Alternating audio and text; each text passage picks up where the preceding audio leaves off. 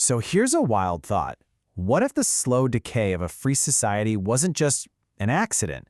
What if it was actually a deliberate, carefully engineered transformation? That's the really provocative question at the heart of this modern fable we're going to unpack today. It's a story that's meant to be a kind of warning for our own time. And to kick things off, let's go way back. Check out this quote from Justice James Iredell in 1799. He basically nails down a core idea. The health of a republic depends entirely on the character of its people. And for him, it was just unthinkable that Americans could ever become generally fools or knaves. But here's the twist. The analysis we're diving into today argues that this very impossibility is exactly what was engineered to happen. So, to really get into this argument, the source material tells it as a story, a fable. It's about a place called the Republic of Free Men, a city whose whole destiny was tied to the kind of people who lived there.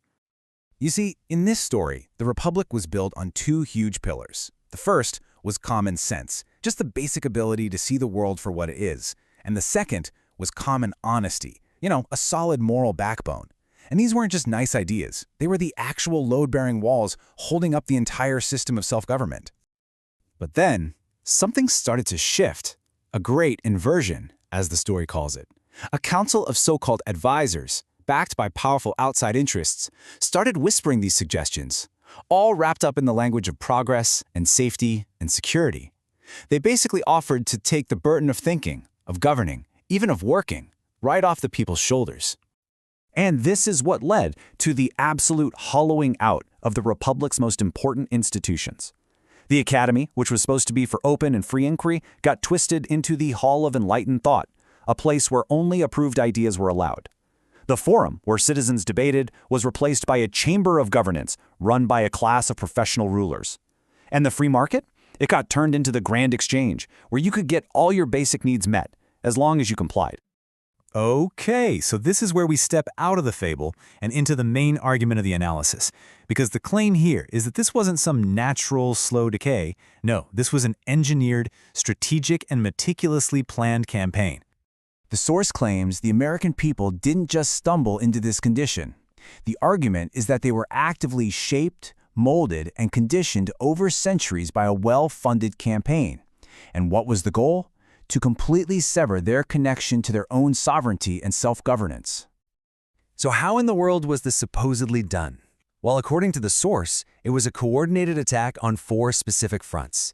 Each one was designed to just knock down a pillar of self-governance, one by one.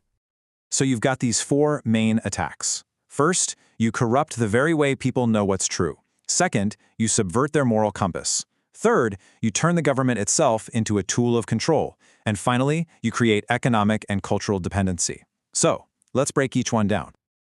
All right, the first front was an attack on something called epistemology, which is really just a fancy way of saying how we know what is true. The source argues that these philosophies that frame truth as subjective, your truth, my truth, were deliberately pushed into the education system. And the whole point was to make it impossible for people to tell the difference between what's real and what's fake, effectively destroying that pillar of common sense. Next up, they went after common honesty. The idea of a fixed right and wrong was supposedly replaced with moral relativism and just pure materialism. The source then claims the system was literally rewired to reward cunning and dishonesty while penalizing integrity.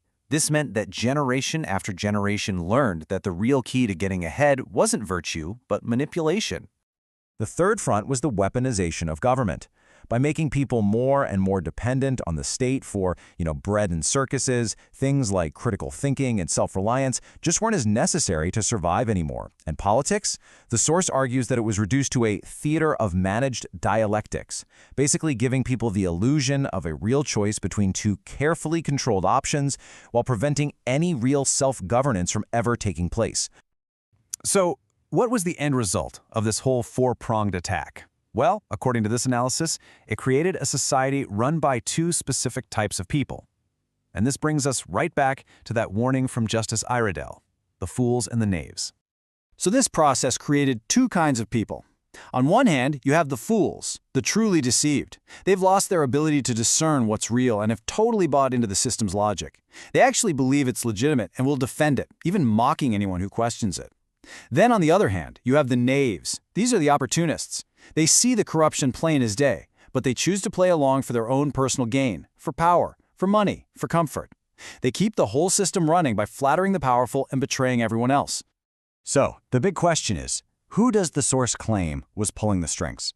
Well, it points to several specific groups as the elite patrons of this whole transformation. It names European financial interests, philosophical movements like the Frankfurt School, which is known for critical theory, major philanthropic foundations, and research groups like the Tavistock Institute, which focuses on mass psychology. But it's not all doom and gloom, at least according to this analysis. The argument is that if this whole transformation was engineered, then theoretically it can be reversed. The source actually lays out a path to restoration, a kind of antidote to the poison. And the proposed solution? Well, it's basically a direct reversal of the 4 attacks we just talked about. First, restore common sense by bringing back a belief in objective truth. Second, reclaim moral integrity as the bedrock of society and law. Third, rebuild self-governance from the ground up at the local level. And finally, break free from that left versus right trap by realizing it's just part of the containment system. And this all builds to the source's final challenge. It reframes our entire situation as a task to prove the founders' absolute worst fears wrong, to stop being fools and knaves, and to reclaim the character of a sovereign, self-governing people. And so we're left with the exact same haunting question that ends the fable. Once a people has lost its character, can it ever truly be regained? The source suggests the answer isn't going to be found in speeches or articles, but in whether a people can, once again, simply choose to be free.